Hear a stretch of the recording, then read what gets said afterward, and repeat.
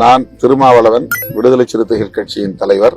என்னுடைய அரசியல் பயணம் குறித்து ஏதாவது சொல்ல முடியுமா? உங்க கட்சி பெயர் விடுதலை சிறுத்தைகள் கட்சி என பொதுவாக அறியப்படுது. இந்தியாவில் உள்ள ஒடுக்கப்பட்ட சாதி மக்களின் உரிமைக்காக தொடங்கப்பட்டது. 1919 அதைத் தொடர்ந்து விடுதலை சிறுத்தைகள் கட்சி என அரசியல் அமைப்பாக மாற்றம். இது அரசியலையும் இயக்கத்தையும் இணைத்து இயக்கமா உருவெடுத்தது.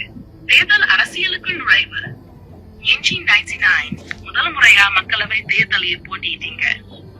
எல்லா ஆண்டுகள்லாம் கரெக்டா சொல்லுதுங்களா சார்? தமிழ்நாடு சட்டமன்ற உறுப்பினரா எந்த அளவுக்கு புரிஞ்சு வச்சிருக்கு பாருங்க. 2009 சிதம்பரம் தொகுதியில மக்களவை உறுப்பினரா வெற்றி பெற்றீங்க. தோல்வி மீண்டும் சிதம்பரத்தில் வெற்றி. பிசிகே ஒரு சாதி அடிப்படையிலான கட்சி என மட்டும் இல்லாமல் இந்திய அரசியலில் மதசார்பற்ற சமூக நீதிகள் அடிப்படையிலான கட்சி என வலுப்படுத்தியீங்க. இணைப்பியல், அரசியல், மனித உரிமை ஆகிய துறைகளில் கட்சியின் வரம்புகளை விரிவாக்கியீங்க.